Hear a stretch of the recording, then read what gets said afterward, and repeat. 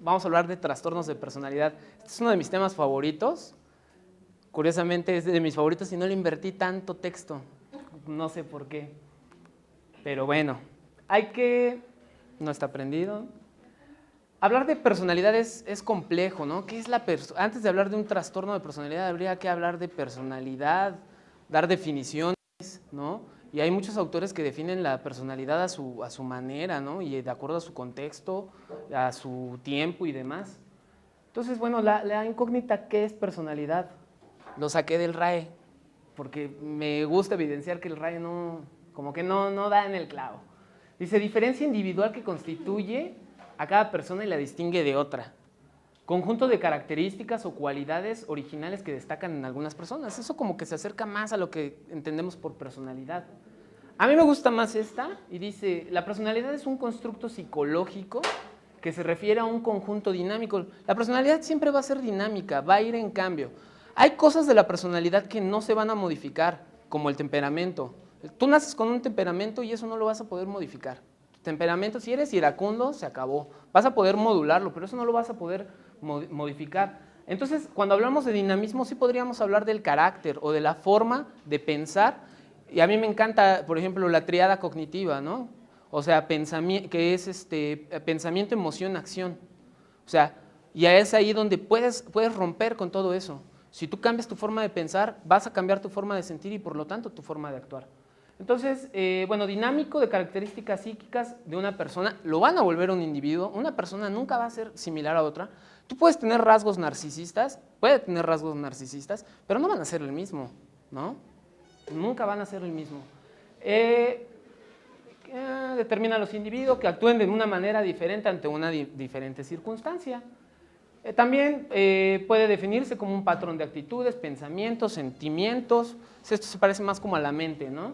Y repertorio conductual que caracteriza a una persona y que tiene cierta persistencia y estabilidad a lo largo de la vida. Esto es muy importante. ¿Por qué?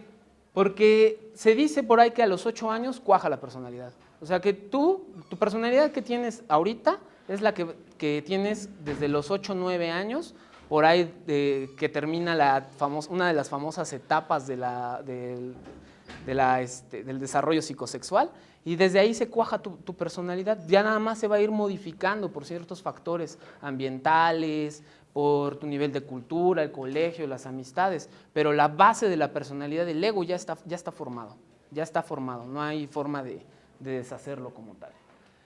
Y bueno, va a manifestarse estable a lo largo de la vida y bueno, hasta cierto punto se va a volver predecible la persona, ¿no? O sea, siempre va a actuar de la misma forma ante las mismas situaciones. Componentes de la personalidad, la herencia, genotipos, fenotipos, no te vas a poder deshacer de eso, ¿no? Ahorita la epigenética te dice que sí puedes modificar los genes a través de ciertas cosas, pero bueno, el sistema orgánico fisiológico es lo que decíamos, y eso tiene mucho que ver con el temperamento. Por ejemplo, el sistema nervioso central y autónomo, hay gente que es más excitable, ¿sí? O sea, como tal, tiene un sistema nervioso más excitable, más prendido, ¿no? Una corteza frontal igual, más excitable. Entonces, todo le puede venir de peso, neurótico, por ejemplo. Sistema endocrino, sistema genético, la calidad de vida también va a influir.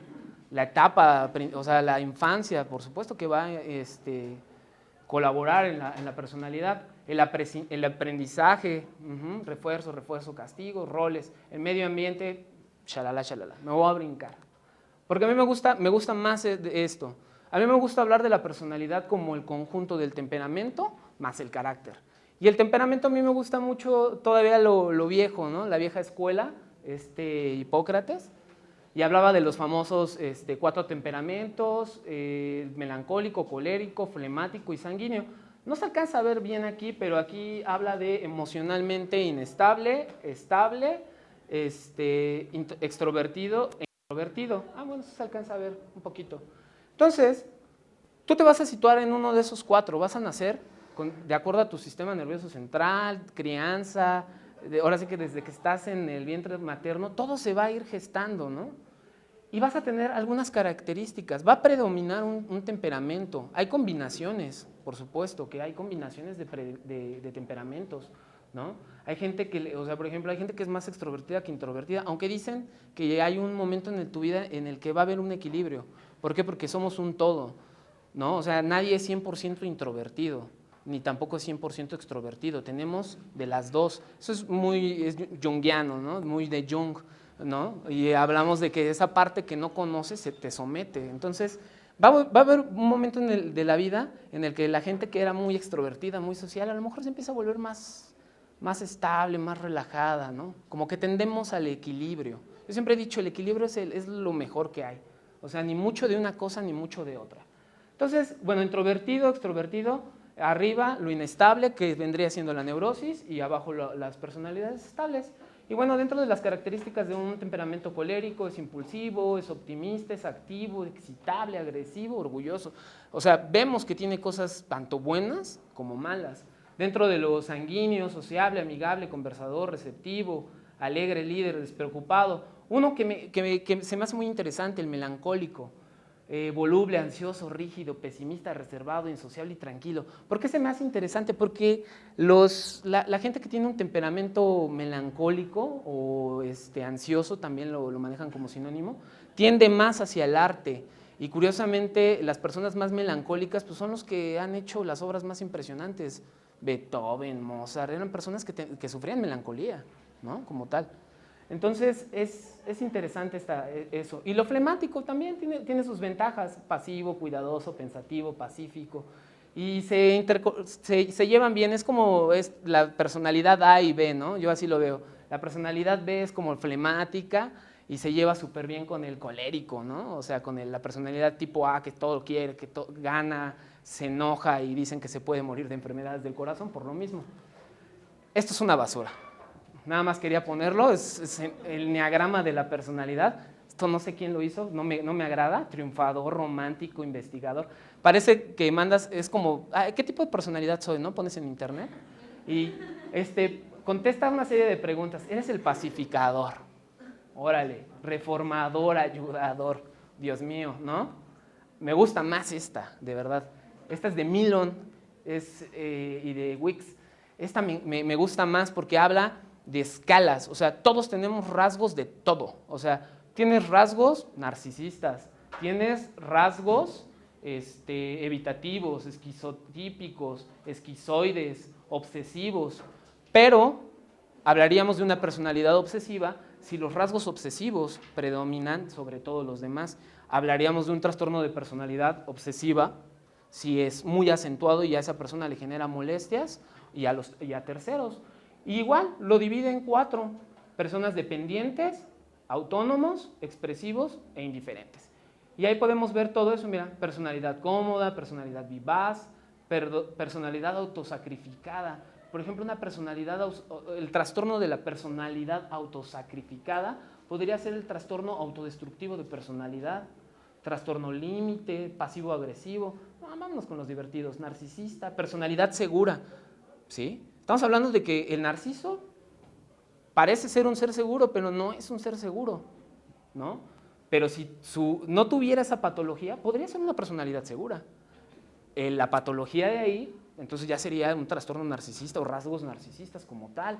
Por ejemplo, una personalidad vigilante, suspicaz, si se acentúa demasiado puede caer en un trastorno paranoide, personalidad audaz, antisocial de la personalidad. A mí en lo personal me gusta mucho este cuadro, es un cuadro que vale la pena prestarle atención. Y bueno, acá nos regalan otros cuadros y ahí habla, por ejemplo, de características. Por ejemplo, en el trastorno evitativo de la personalidad, imperfección, aislamiento social, subyugación y fracaso. Son como las características principales. Le echan un vistazo, espero que les hagan llegar las presentaciones. Y ya hablando, queda claro qué es la personalidad, yo espero que sí. Hablando del trastorno de personalidad, va a ser patrones permanentes, como habíamos hablado, inflexibles, rígidos, de comportamiento y de experiencia interna. Estilo cognitivo, afectivo que aparecen en la adolescencia normalmente, son estables a lo largo del tiempo y conllevan malestar o perjuicios para el sujeto. En pocas palabras, es ser un inadaptado. O sea, esos rasgos de personalidad o esa forma de ser va a estar haciendo que choques y choques y choques con medio mundo, que choques contigo mismo y demás, ¿no? Te va a amargar. Otras características, inflexibles, desadaptativas, conductas desadaptativas. El paciente reconoce sus peculiaridades y no las vive como desagradables. Hay pacientes que les gustan ser como son o tener a lo mejor una acción o un pensamiento que le genera placer y a eso le vamos a llamar egosintónico. O hay algunas, y bueno, normalmente cuando son egosintónicas y suelen perturbar al entorno, les van a llamar aloplásticas. Por ejemplo, hay algo que dicen acerca de los psicópatas, ¿no? Que ellos tienen mucho a esto, a las defensas aloplásticas, a jugar con el entorno. Y por ejemplo, los pobres neuróticos, una vez más, los síntomas son rechazados por el paciente, son egodistónicos, le generan malestar y le afectan de forma clara, pero en este caso no van a afectar al exterior, sino hacia sí mismo. Egodistónico, egosintónico, aloplástico y autoplástico. Y bueno, la psiquiatría los dividió en una forma muy padre, les llama clusters A, B y C. Los A son los extraños o extravagantes, los raros, los raritos. Los B, los inmaduros, emocionales, erráticos también. C, temerosos. Y bueno, tenemos dentro de los raros, paranoide, esquizotípico, esquizoide, inmaduros, borderline o límite, antisocial, narcisista, histriónico, y dentro de los temerosos, evitativo, obsesivo y dependiente. Por ahí falta uno, si no mal recuerdo, pero bueno. Características de cada uno, así a grandes rasgos. Los raros van a tender a ser introvertidos, mal socializados, son personas que prefieren estar solas, que les gusta, o sea, todos conocemos a alguien así. Son independientes, pero tienden a la marginalidad, desajustados emocionalmente, fríos, inexpresivos, ¿no? O sea, imagínenselo nada más. Los inmaduros, por ejemplo, extrovertidos, mal socializados, dependientes, desajustados, son como una montaña de emociones, ¿no? Ahora sí que sus emociones son como la montaña rusa. Y bueno, los temerosos tienden a ser introvertidos, también tienden a ser mal socializados, dependientes, desajustados emocionalmente y dominados por el miedo.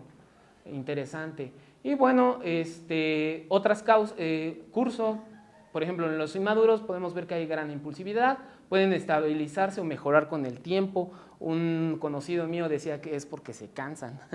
No es que el narcisista deje de ser narcisista, sino que pues ya con la edad se va cansando y pues ya como que le deja de interesar llamar la atención, ¿no? Ya no tiene fuerza.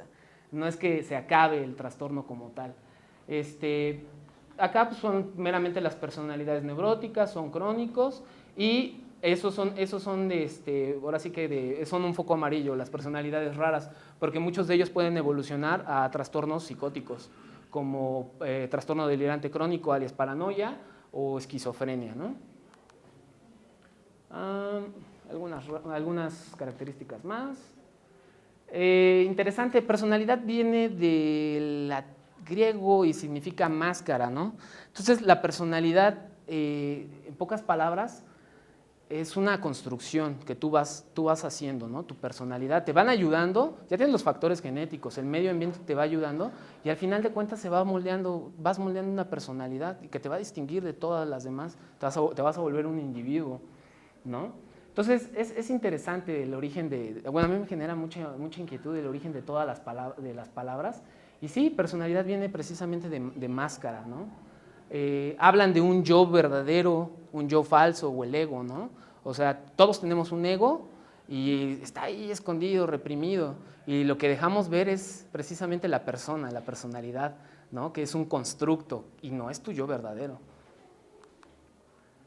Esta imagen la puse porque, digo, a mí los dos trastornos que más me gustan obviamente es de narcisismo y antisocial, ¿no? O psicopatía. Entonces, recuerdo alguna vez haber leído el SlideShare de trastornos de personalidad y en trastorno narcisista pusieron a este rey, ¿no? O sea, un tipo que siempre está bien alineado y demás. Y no es cierto, no necesariamente una persona narcisista tiene que ser bien vestida y bien atractiva y demás. Suele ser alguna de sus características porque buscan llamar la atención, la admiración, pero no forzosamente tienen que estar completamente alineados. Hay incluso como yo les llamaría la antítesis de los narcisos, ¿no? O sea, gente que es muy narcisista y es tan narcisa que se viste con las peores ropas con tal de llamar la atención. Sería como el otro extremo, ¿no? Podemos ver aquí al buen Alex, ¿no? El antisocial. A mí me gusta dar una diferencia entre, de hecho es todo un debate, es un tema entre si es psicópata, si es antisocial, si es ¿cuál es la otra palabra? Sociópata, ¿no? A Alex, por ejemplo, lo ponen como un sociópata, porque yo la mejor definición que he encontrado es que el sociópata se va formando. Tiene las bases, ¿no? Y se va formando, es el ambiente quien lo va generando. Y el psicópata, pues es alguien que ya trae todo de base, o sea, trae, como, por decirlo así, todas las herramientas y ya nada más hace falta el impulso, ¿no? Y acá no, acá es como una personalidad maleducada, ¿no? Recordemos a Alex con sentido de papá, de mamá, hacía lo que quería, tenía su banda de secuaces, ¿no? Y demás. Entonces sí debería de haber una clara distinción entre uno y el otro, aunque la gente siempre los ha usado como sinónimos. Y en psiquiatría meramente personalidad antisocial, ¿no? Nada más que chulada. ¿Ya vieron la película de Joker? Encantadora. Entonces, para terminar y no robarles más tiempo, sería interesante que cada uno hiciera un ejercicio de introspección y lograra ver, ¿no? Más allá de lo que dicen los demás o de lo que puedes tú ver, ¿no? O sea, realmente de dónde surgen tus pensamientos, por qué ese sujeto de allá te cae mal, por qué a lo mejor te recuerda a alguien, hay algo en su físico. Valdría la pena, yo creo que eso me gustaría que fuera la reflexión de toda esta plática. Y el conocerse a sí mismos, ¿no? Conocerse a sí mismos para poder tener una maduración, para poder madurar y poder ser mejores personas. Y pues no amargarle, ¿no? el día al vecino, como uno. Bueno, gracias. Que les vaya bien.